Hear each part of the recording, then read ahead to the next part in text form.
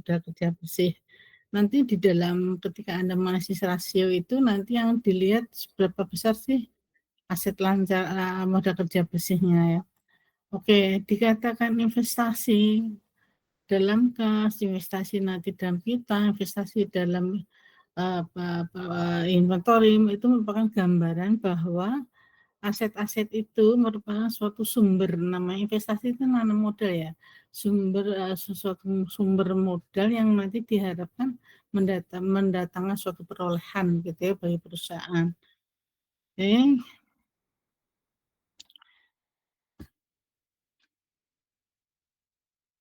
Investasi dalam kas ya.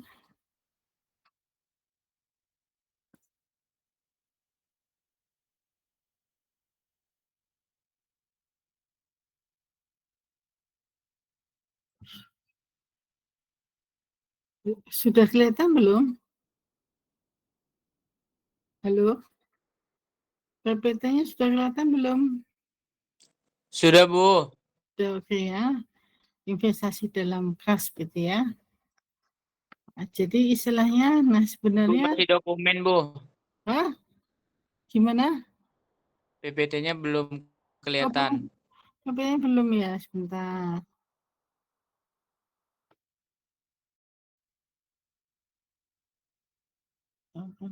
Dulu.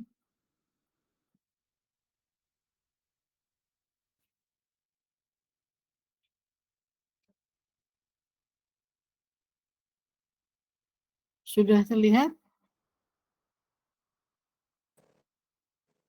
Sudah, Bu. Oke. Oke ya. Jadi ini apa namanya jelas ya tadi bahwa kita sepakat bahwa kas ini adalah apa namanya komponen dari modal kerja yang paling cair ya. Jadi kas ini tentu saja kita catat harus tersedia yang cash yang belum bentuk tunai itu dimaksudkan kas ini untuk membiayai operasional sehari-hari ya. Jadi namanya modal kerja kan modal yang digunakan untuk kegiatan operasional sehari-hari ya.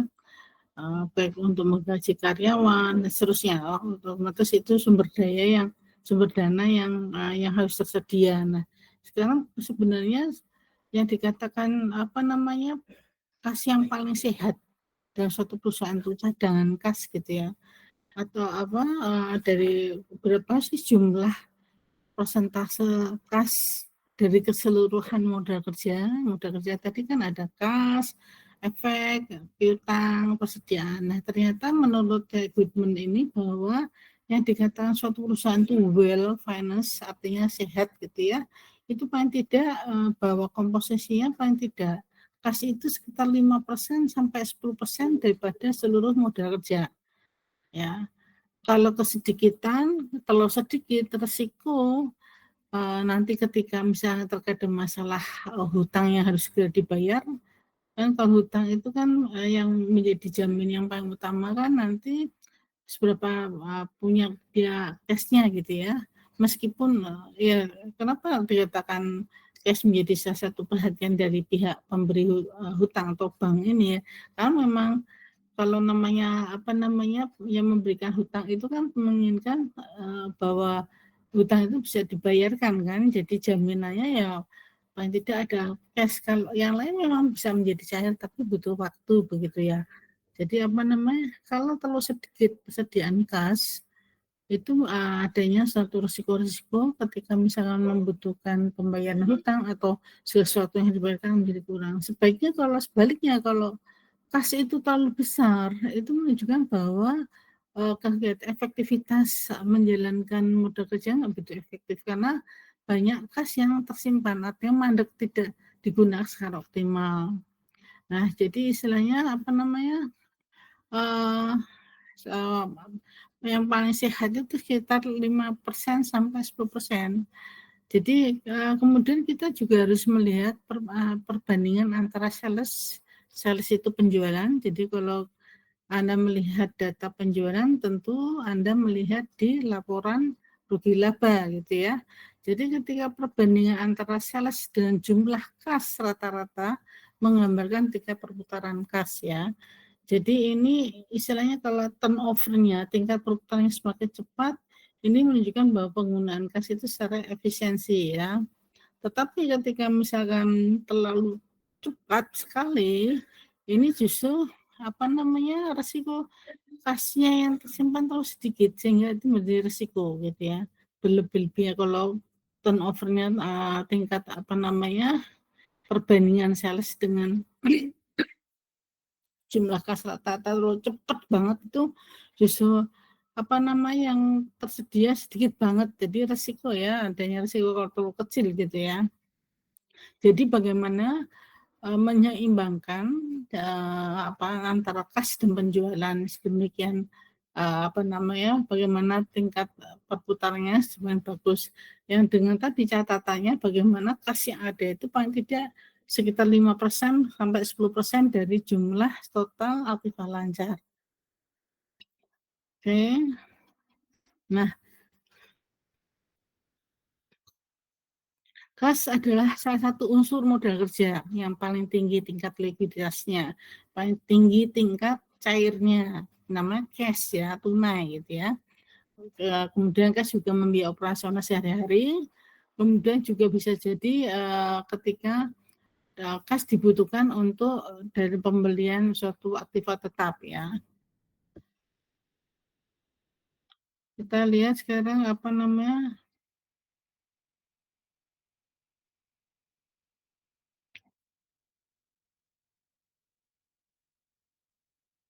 kita sekarang aliran kas dalam perusahaan. Nah, ini terlihat aliran kas dalam perusahaan terlihat.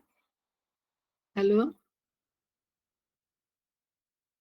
halo. Belum, Bu. Oh belum, sebentar. Hmm.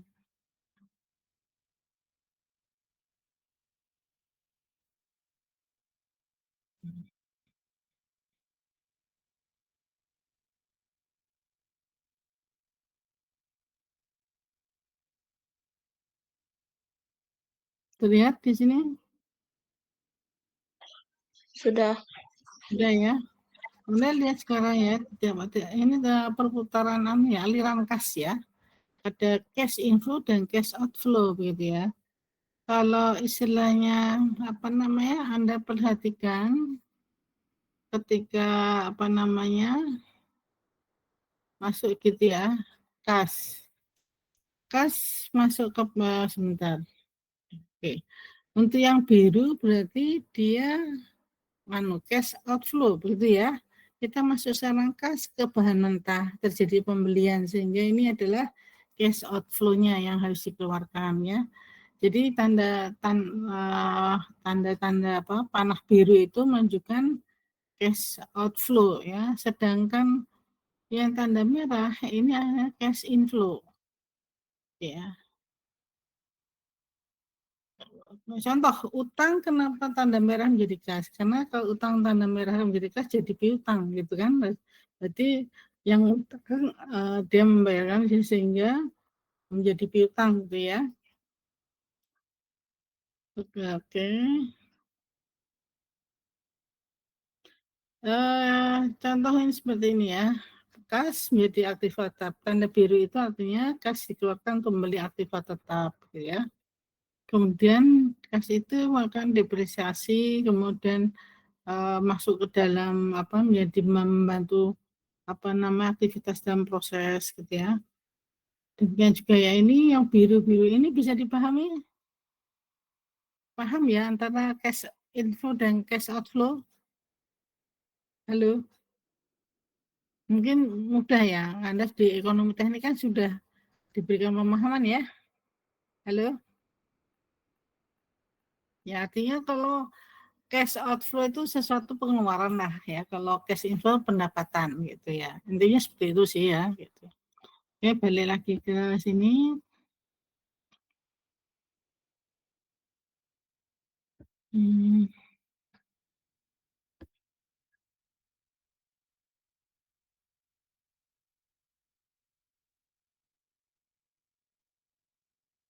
kemudian ya Makin besar jumlah kas yang ada dalam perusahaan, berarti makin tinggi tingkat likuiditasnya. Ya, ini berarti bahwa perusahaan mempunyai risiko yang lebih kecil untuk tidak dapat memenuhi kewajiban finansialnya. Tidak dapat untuk tidak dapat. Ada kalimat yang salah nggak ini? Makin besar jumlah kas yang ada dalam perusahaan, oke, tingkat likuiditasnya kan berarti cepat tingkat likuiditasnya begini. Jadi kemampuan perusahaan dia untuk membayar hutang jangka pendeknya semakin tinggi berarti bagus. Ini berarti bahwa perusahaan punya risiko yang lebih kecil untuk jadi artinya artinya bahwa perusahaan itu sangat bagus lah, punya jaminan. Jadi dikatakan misalkan tidak dapat memenuhi kewajiban finansialnya, artinya tidak dapat memenuhi membayar hutang jangka pendeknya, dia semakin berarti dia tidak liquid gitu ya, kurang liquid. Jadi kalau semakin besar jumlah kas ini sebenarnya menjadi jaminan perusahaan itu tingkat likuiditasnya tinggi. Jadi salah satu komponen untuk melihat kinerja perusahaan itu kan nanti Anda pelajari ya, salah satunya rasio likuiditas gitu ya. Jadi rasio likuiditas ini bagaimana pihak pemberi hutang itu melihat jaminan komponen aktiva lancar terhadap hutang lancarnya. Jadi berapa sih, kan kalau administrasi itu nanti Anda melihat kemampuan itu tidak dalam 1 tahun saja, tapi misalkan 3 tahun yang lalu atau sekarang 2025, jadi mungkin kita melihat perform mereka itu dari 2022, 23, 24, kita melihat kira-kira setiap tahun ini bagaimana sih mereka perusahaan ini seberapa besar atau seberapa punya kemampuan aset lancarnya menjamin hutang lancarnya per tahun gitu ya. Jadi ini informasi ini menjadi pertimbangan pihak kreditur. Nanti 2005 ini kira-kira kalau dia pinjam jaminannya ada nggak, cukup bagus nggak rasionya, berapa jumlah aset lancarnya sih di hutang lancarnya, apakah semakin tahun ini menuju ke tahun 2005 itu semakin bagus performanya atau tidak. Atau bagaimana, jangan-jangan misalkan terlalu banyak hutangnya nambah tapi aset lancarnya nggak nambah, jadi kan ini jadi perimbangan gitu ya. Itu pun juga nanti ketika di rasio likuiditas ini nanti pihak kreditur bisa melihat per komponen aktiva lancar dibandingkan hutang lancarnya. Misalkan seberapa besar rasio antara kas terhadap total hutangnya, seberapa besar komponen seluruh komponen daripada aktiva lancarnya kecuali persediaan berapa, artinya ini kan sebenarnya informasi ini kan pengen tahu jaminan aset lancarnya terhadap hutang lancarnya. Jadi kalau komponen kas itu cukup besar, artinya pihak kreditor merasa itu menjadi suatu jaminan yang bisa dipertanggungjawabkan ya. Jadi mereka yang meminjam bisa menjamin untuk membayar hutang jangka pendeknya. Sekali lagi, kalau likuiditas selalu terkait dengan hutang jangka pendeknya ya. Tetapi tidak berarti bahwa perusahaan harus berusaha untuk mempertahankan perjalanan kas yang sangat besar. Karena makin besarnya kas, berarti makin banyaknya uang yang menganggur, tidak diolah, sehingga memperkecil profitabilitas. Karena tadi, sekali lagi bahwa kita bicara masalah tingkat itu terlihat dari perbandingan antara kas dengan penjualannya. Kalau kas ini tidak dibanyak gunakan, berarti ini memang istilahnya kesempatan untuk bisa memperoleh profit ya semakin kecil karena nganggur. Lebih bagus itu diberdayakan untuk bagaimana mendapatkan profitnya gitu ya. Sebaliknya, kalau perusahaan hanya mengejar profitabilitas saja, akan berusaha agar semua persediaan kas dapat diputar atau dalam keadaan bekerja. Kalau perusahaan melaksanakan tindakan tersebut, berarti menempatkan perusahaan itu dalam keadaan illiquid apabila suatu waktu ada tagihan. Jadi bagaimana istilahnya tetap menjaga komponen kas itu di 5% sampai 10% dari total dari aktiva lancar tadi. Jadi di situ menjadi suatu satu acuan ya, paling tidak kalau saya punya kas di Mudah Kerja itu paling enggak ada 5% sampai 10% dari total terlancar. Ya, karena tadi kondisi-kondisi yang ketika kas terlalu banyak nganggurnya tidak diberdayakan, jadi ini kan peluang untuk mendapatkan profitnya kecil ya, karena tadi turnover-nya semakin lambat begitu ya. Nah, sekarang faktor-faktor yang mempengaruhi besarnya persediaan kas minimal ya. Perimbangan antara aliran kas masuk dan aliran kas keluar ya, jelas ya. Penyimpangan terhadap aliran kas yang diberikan ada dua, yaitu penyimpangan aliran keluar, penyimpangan masuk. Jadi sebenarnya bahwa memang kalau kita bicara masalah namanya keuangan ya, tentu perusahaan itu setiap tahun kan melakukan suatu rencana anggaran gitu ya. Nah, bagaimana suatu rencana anggaran dibuat? Tentu ini melihat dari eh, rekod tahun kemarin gitu ya. Jadi bagaimana misalkan ini terkait dengan masalah kita mengestimasi namanya aliran kas gitu ya. Kalau kita bicara estimasi ini kan selalu perkiraan gitu ya. Jadi misalkan contoh untuk penjualan gitu ya. Penjualan tentu saja kan seluruh komponen namanya penjualan itu kan dari seluruh jumlah unit produk dikalikan harganya ya. Itu terkait nanti masa komponen biaya produksi gitu ya. Nah, terkait dengan biaya produksi tentu saja berkaitan dengan cash cash outflow-nya ya, artinya biaya kos yang harus dikeluarkan. Nah, ini tentu saja ketika mengestimasi kira-kira kas tersedia ke depan berapa begitu ya, ini tentu saja dari bagaimana memperkirakan tingkat penjualannya akan kita dapatkan. Karena ada estimasi penjualannya berapa. Ada estimasi penjualannya sebenarnya kan terdiri dari tadi cash cash inflow-nya tentu saja kan pendapatan. Jadi cash outflow-nya biaya-biaya yang digunakan untuk mendapatkan penjualan.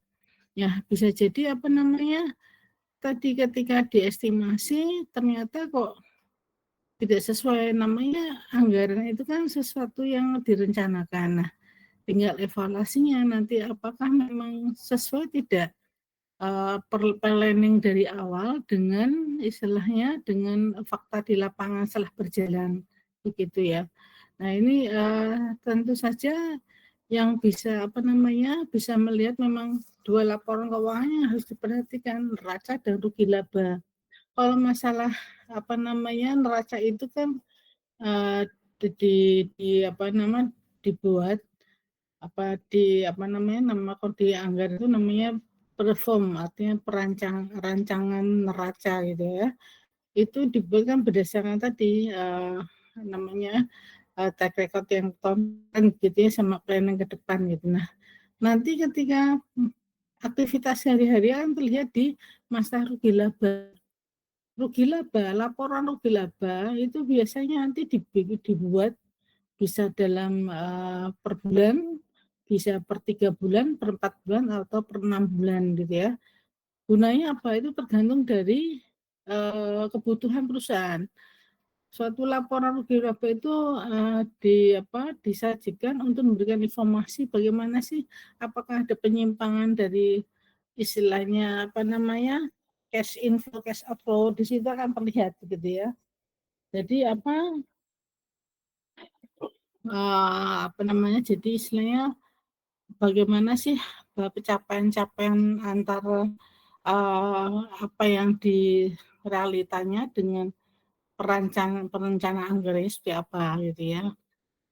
Tentu saja kalau misalnya terjadi penyimpangan, ya tadi permasalahannya apa? Misalnya penyimpangan aliran kas keluar, berarti banyak kos yang keluar, banyak biaya-biaya yang dikeluarkan. Nah, ini kan jadi evaluasi. Misalkan fakta di lapangan kok istilahnya direncanakan seperti ini, tapi fakta di lapangan seperti itu dievaluasi.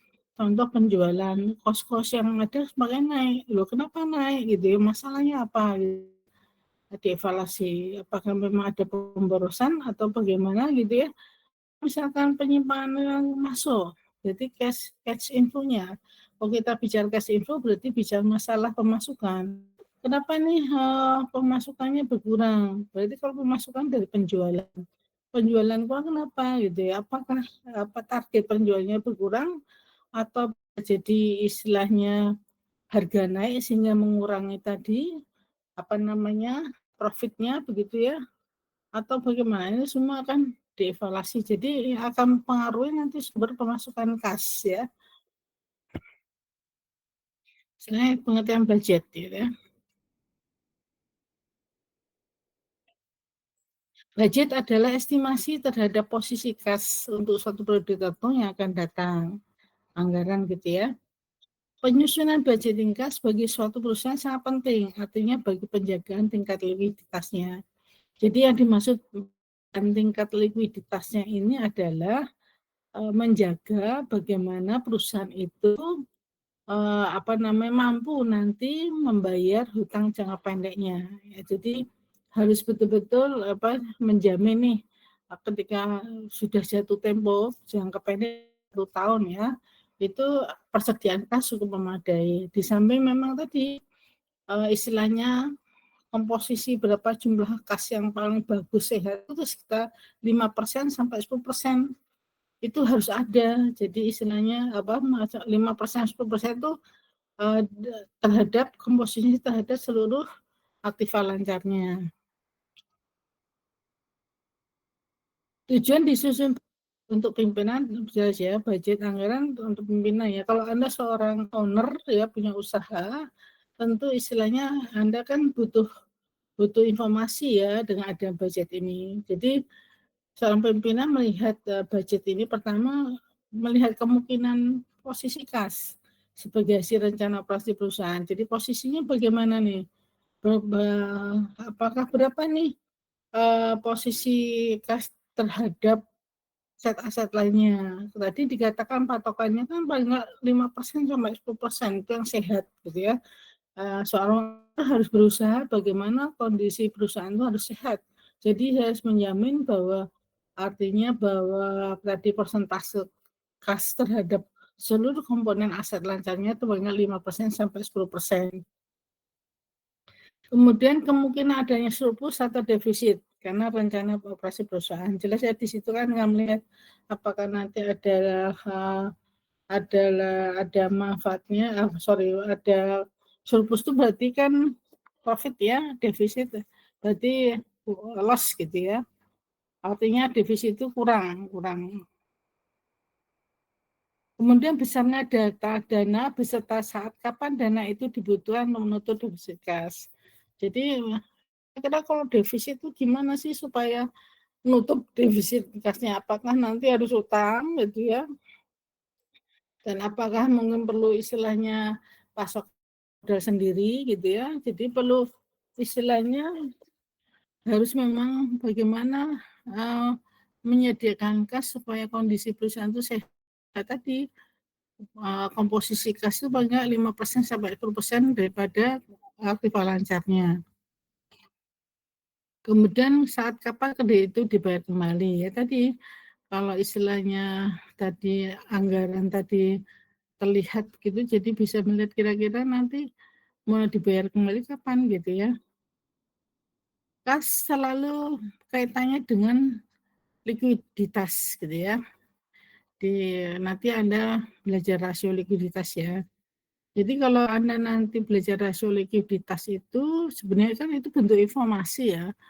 Rasio-rasio likuiditas itu terkait dengan berapa sih jaminan dari aktiva lancar terhadap hutang lancarnya. Kemudian juga melihat berapa jaminan masing-masing komponen daripada aktiva lancar terhadap hutang lancarnya begitu ya. Budget bedakan pertama tentang namanya budget itu anggaran gitu ya. Estimasi dan perkiraan ya. Estimasi penerimaan penerimaan kas yang berasal dari hasil penjualan tunai maupun piutang ya. Jadi kalau piutang, orang piutang berarti orang lain punya hutang sama kita. Jadi harapannya kan istilahnya seluruh komponen orang hutang bayar kita otomatis jadi cash gitu ya. Estimasi pengeluaran kas, pembelian bahan, pembayaran utang, seterusnya. Ya. penyusunan budget dilakukan dan bertahap ya. Jadi menyusun estimasi penerimaan dan pengeluaran menurut rencana operasional perusahaan ya. Jadi istilahnya tadi ya, ini cara menyusun budget gitu ya. Estimasi berapa sih penerimaannya, ini anggaran ya, anggaran itu sesuatu rencana anggaran budgeting. Masalah realisasinya nanti bisa dievaluasi dari misalnya rugi laba gitu ya, kan terlihat ya. Evaluasinya misalnya per 3 bulan, apakah tadi bahwa apa yang sudah berjalan sesuai dengan anggarannya, apakah penyimpangan, apakah ada surplus, apakah ada defisit begitu. Kemudian menyusun perkiraan atau estimasi kebutuhan dana atau kredit dari bank atau sumber-sumber dana yang diperlukan untuk menutup defisit. Tadi jelas ya. Jadi istilahnya kira-kira defisit, kira-kira berapa sih kita harus pinjam bank gitu ya. Kiraan nanti berapa jumlah, kalau bank tuh berarti katanya dengan bunga gitu ya, harus bayar babonnya, pokoknya, kemudian bunganya gitu ya.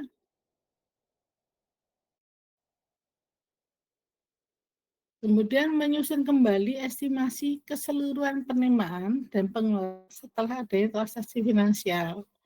Transaksi finansial itu merupakan gabungan transaksi dari transaksi operasional dan finansial menggambarkan penerimaan keseluruhan. Jadi transaksi finansial tadi transaksi keuangan gitu ya. Ini budgeting gas. Kita budgeting gas.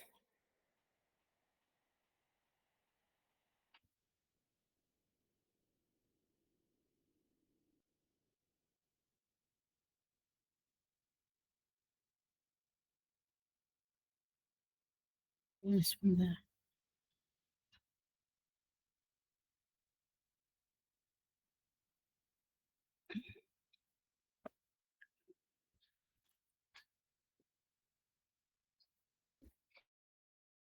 Nah, Anda lihat di sini ya, ini contoh cash inflow ya di perusahaan mereka ini selama penguasaan bulan ya. Ini pada Januari, Februari, Maret, April, Mei, Juni sebanyak ini ya. Penjualan tunai yang diterima setiap bulan, penjualan gitu ya. Kemudian piutang per bulan ini seperti ini. 400-nya, kemudian penerimaan lainnya itu seperti ini. Ini ada cash inflow-nya ya.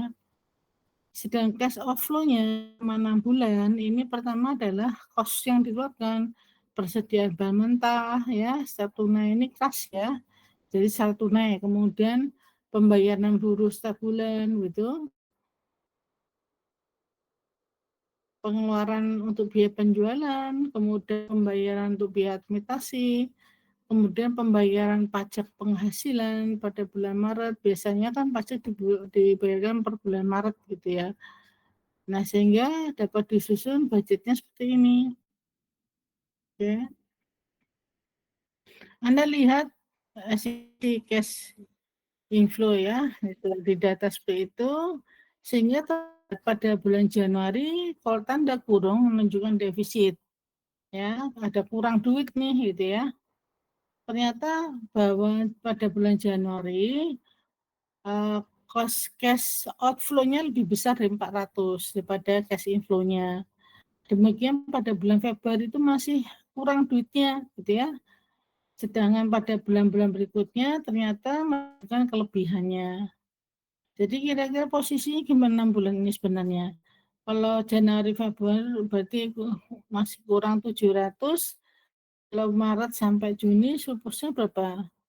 Berarti masih punya surplus ya, 700, 800, 945. Jadi tertutupilah pada bulan Januari Februari itu, tertutupi pada bulan Maret, April, Mei, dan Juni. Kita lihat bahwa Maret, April, Mei, Juni surplus toh. Bisa dipahami ini tabel ini? Halo?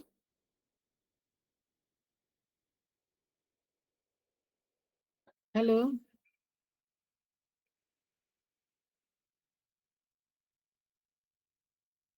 Oke ya. Saya nggak begitu, tidak begitu berat memahami tabel itu ya, bisa jelas ya. Nanti kalau, lebih detail kalau di ekonomi teknik itu yang terlihat gitu. Oke.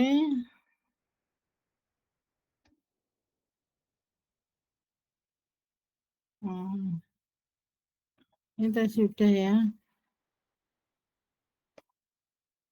Oke.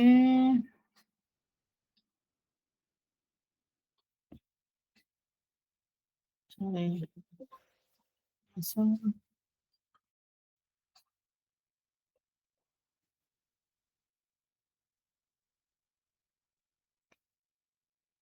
Iya nih.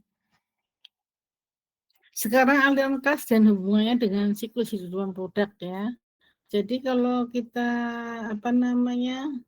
siklus hidup produk ya, ini saya perlihatkan eh, dari eh, siklus hidup produk bilang.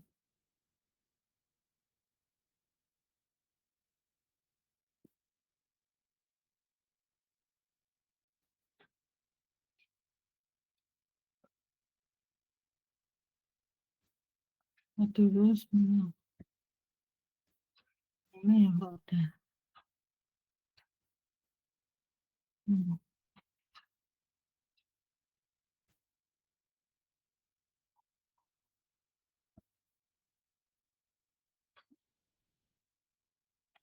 Oh, ada ya, sebentar.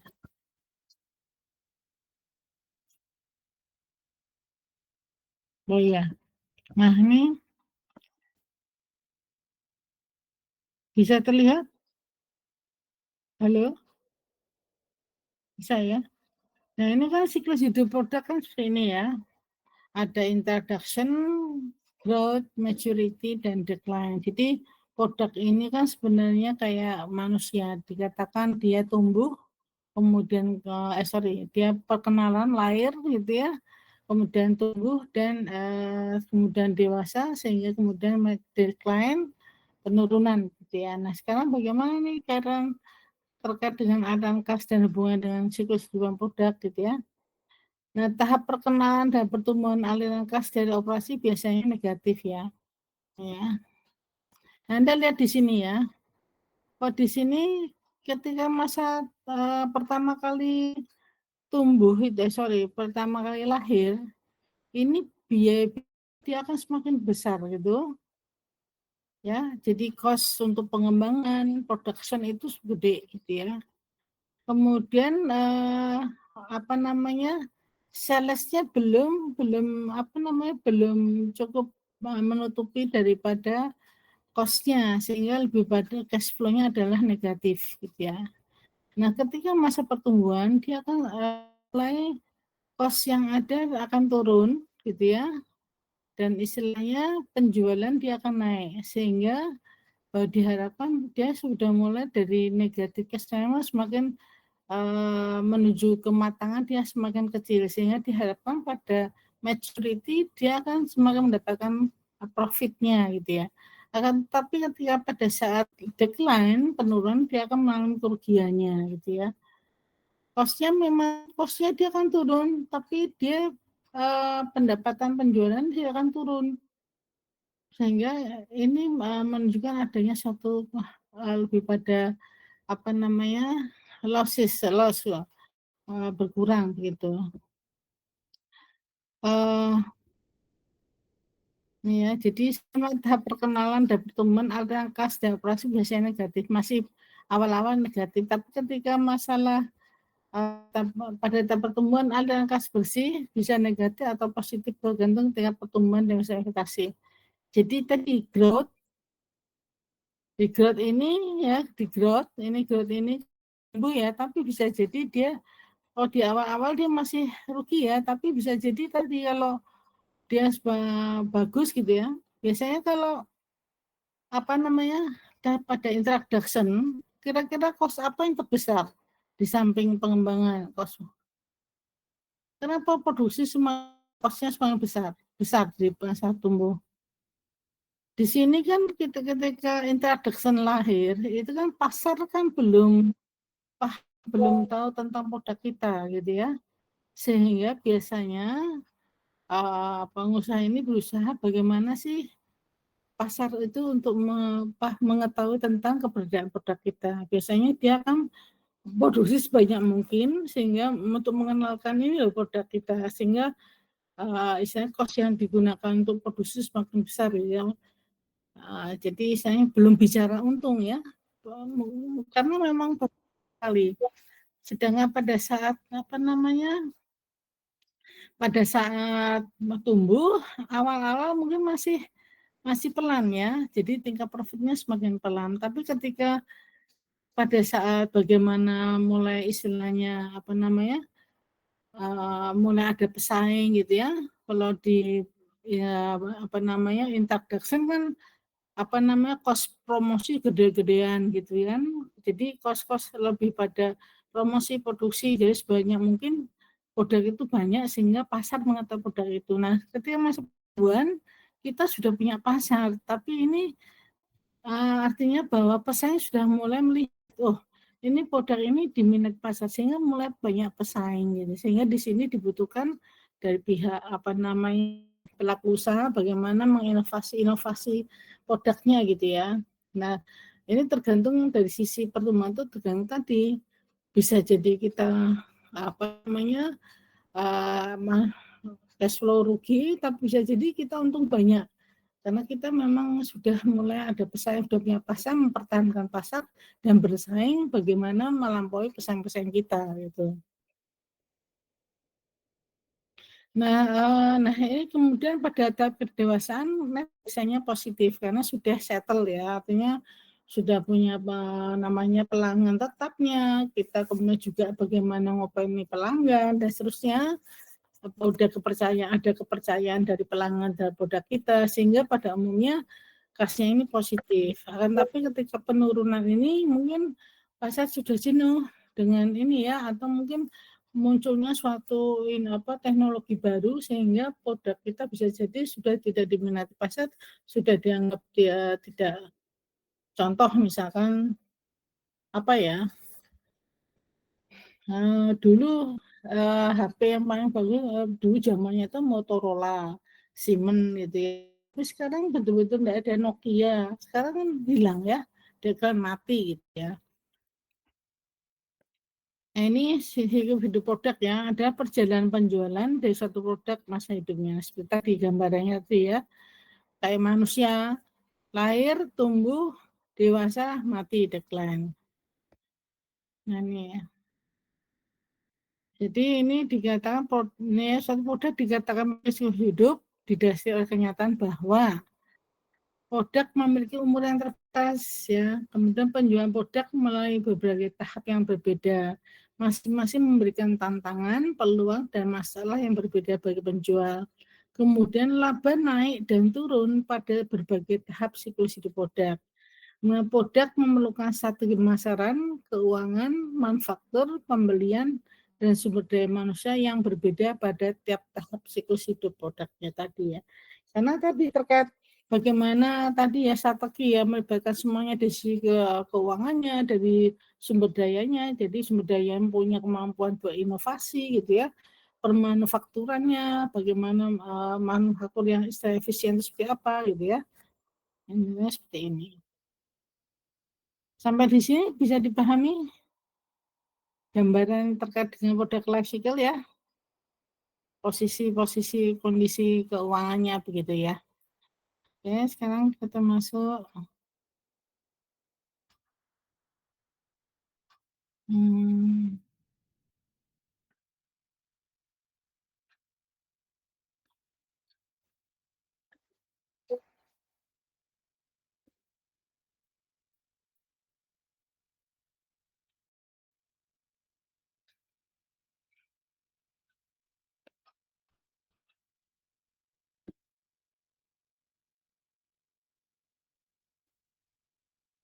sambil jalan sudah ini presensi sudah dapat dilihat presensinya. Halo.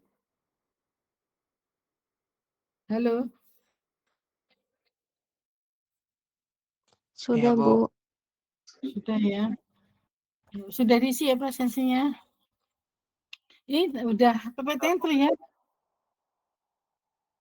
PPT-nya terlihat. Terlihat, Bu.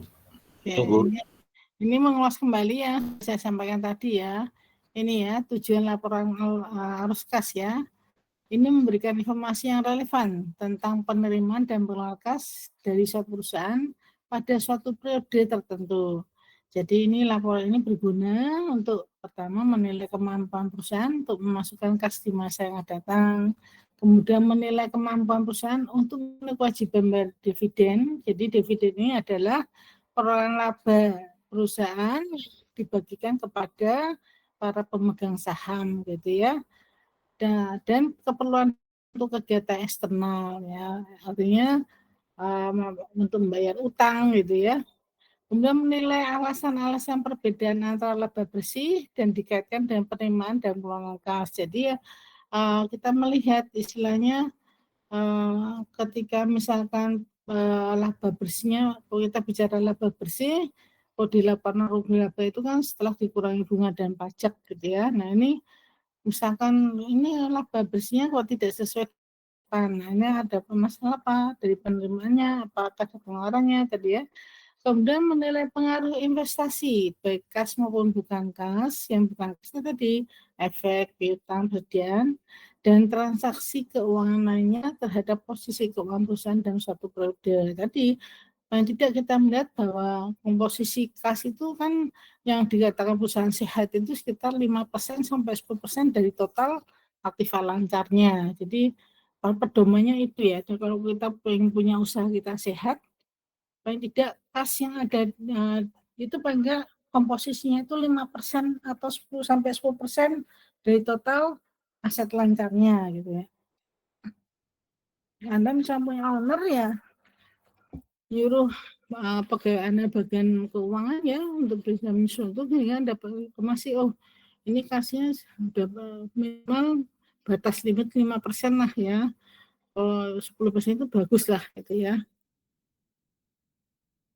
Pengelompokan dalam aliran arus kas ya.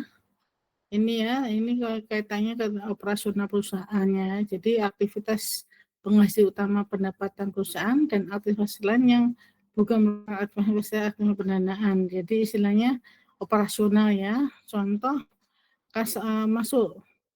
Jadi penjualan gitu ya, utang. Kemudian kalau bunga pinjaman ini ya, kas masuk bunga dividen. Semua penerimaan yang bukan berasal dari sebagian sudah dimasukkan dalam kelompok investasi pembiayaan seperti jumlah uang yang diterima dan tuntutan pengadilan, asuransi, kecuali yang berhubungan dengan kegiatan investasi ya. Ya ini artinya operasional saya yang istilahnya memang siklus ya, memang dikeluarkan. Kas keluar ya, ini ya namanya ini ya, cash outflow itu ya. Pembayaran kas uang kalau cash outflow itu duit yang dikeluarkan gitu ya. Cash outflow pembayaran kas ya, pada beli bahan, supplier, bayar pajak gitu ya, bunga gitu ya. Oke. Kemudian kegiatan pembiayaan, financing gitu ya, adalah aktivitas yang mengakibatkan perubahan dalam jumlah serta komposisi modal dan pinjaman jangka panjang. Kalau kita bicara modal, kemarin struktur modal. Kan ada struktur ke aset, kekayaan, struktur modal, struktur finansial gitu ya. Kalau kita bicara struktur modal adalah perbandingan antara hutang jangka panjang dengan modal sendiri gitu ya. Jadi ini nah ini kegiatan mendapatkan sumber dana yang dari pemilik dengan memberikan prospek penghasilan serta sumber dana tersebut meminjam atau membayar utang kembali atau melakukan pinjaman jangka panjang untuk membayar utang tersebut. Jadi ini gimana sih maksudnya kalau berapa nih kalau kita bicara struktur modal kan berarti kita melihat peimbangan antara hutang jangka panjang dengan modal sendiri. Modal sendiri adalah tadi yang modalnya pemilik owner ya, artinya bagaimana sih istilahnya, bisa memberikan, jaminan kepada pemilik dalam hal dividen tadi untuk membayar hutang jangka panjangnya. Kan artinya, eee, bahwa hutang jangka panjang itu hutang yang sangat besar ya. Jadi tidak mungkin dijamin oleh, aset lancarnya ya. Penjaminnya biasanya kan dari, kita melihat, bagaimana komposisi, berapa sih antara, dari, modal sendiri, komposisi besarnya, komposisi antara hutang jangka panjang dan modal sendiri gitu ya.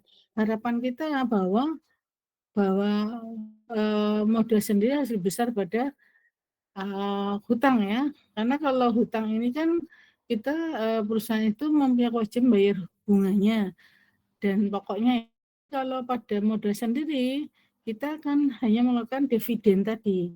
Dividen ada perolehan laba untuk para pemegang saham tadi. Jadi bagaimana kita bisa menggerakkan seluruh, aset lancarnya, ya, bisa menghasilkan suatu tingkat perolehan laba yang cukup bagus, kan gitu. Sampai di sini paham ya? Kenapa dikatakan sebagai financing pembiayaan tadi. Jadi bagaimana sih, kita bisa menggunakan kas tadi, untuk memperoleh suatu laba bersih gitu ya, untuk bagaimana supaya istilahnya pemilih atau investor ya, investor kan dikatakan pemilik, itu merasa yakin bahwa mereka itu, punya jaminan ya, mereka juga mendapatkan laba tadi. Karena terkait pihak perusahaan memahami bahwa, bagaimana komposisi antara modal dengan hutang jangka panjang itu lebih besar pada modal sendiri. Bisa kebayang toh kemarin kita bicara neraca itu kan aktiva, pasiva, pasifik atau apa itu sudah langsung ngerti gitu ya. Oke. Kemudian ke pengelompokan dan laporan arus kas kegiatan investasi ya, yaitu perolehan dan pelepasan aktiva jangka panjang serta investasi lainnya yang tidak termasuk setara kas. Jadi tadi ya, kas masuk penerima penyaluran baru dan lama, aktiva tetap kalau menjual aset otomatis tetapnya masuk kas ya. Kalau yang keluar tadi ya, tadi ini salah satu aktivitas yang terkait dengan investasi ya. Investasi itu kan terkait tadi ya, sesuatu yang perusahaan itu perlu menanam modal gitu ya.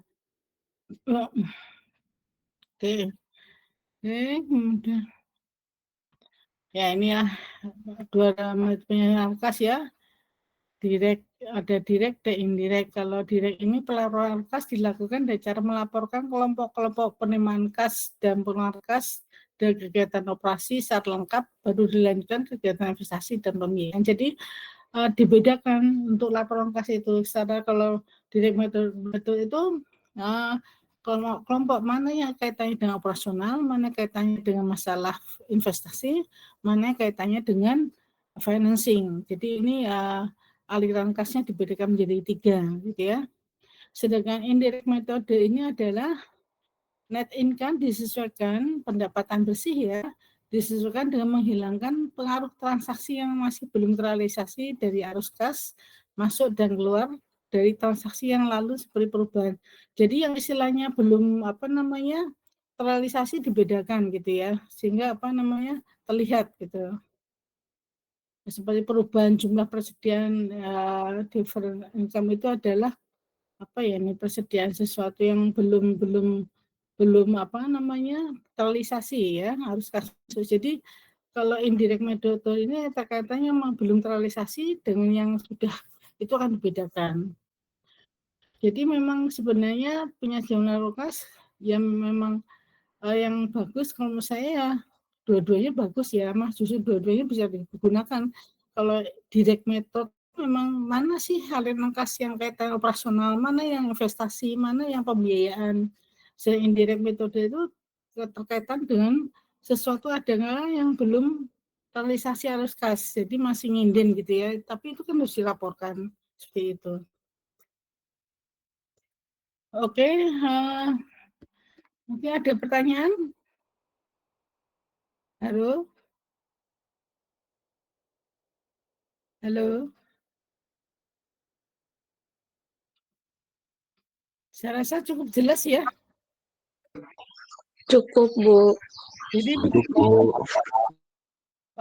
PAP ini kan sebatas pengetahuan ya. Jadi ya mudah-mudahan suatu saat bermanfaat ketika Anda, apalagi yang mungkin yang bersinggungan dengan dia punya usaha sendiri gitu ya. Jadi ngerti ini kalau orang usaha itu kan kas yang sehat, saya maksudnya usahaku supaya dikatakan bagus itu paling enggak aku punya kasnya itu paling enggak komposisinya tuh 5-10% dari seluruh aset lancarnya. Karena tadi kita kan terkait misalkan artinya ketika Anda membutuhkan dana itu kan misalnya dari terpaksa hutang gitu ya. Jadi hutang jangka pendek ya, itu hutang yang digunakan biasanya untuk mensupport kegiatan operasional sehari-hari ya, sehingga ini kalau saya 5% 10% menjamin bahwa saya bisa bisa membayar hutangnya, tapi dari satu sisi saya tetap operasional usaha saya tetap berjalan dengan bagus. Jangan kas itu betul-betul habis, itu resiko atau kecil sekali gitu ya. Tapi jauh-jauh jangan terlalu besar karena menunjukkan tidak efisien, bahwa itu sebenarnya kas itu kan digunakan untuk mempunyai peluang untuk bisa menghasilkan profit begitu. Bisa kebayang ya Anda kalau misalnya suatu saat punya usaha, usahakan tadi ya kas itu betul 5% sampai 10% dari total aset lancarnya. Tadi untuk menjamin tadi ya, terutama kalau katanya tiba-tiba harus butuh aset tetapnya, butuh tambahan peralatan atau dan sebagainya, kan kita harus ngambil dari cash gitu ya. Oke, ini saya cek dulu untuk yang sudah masuk, yang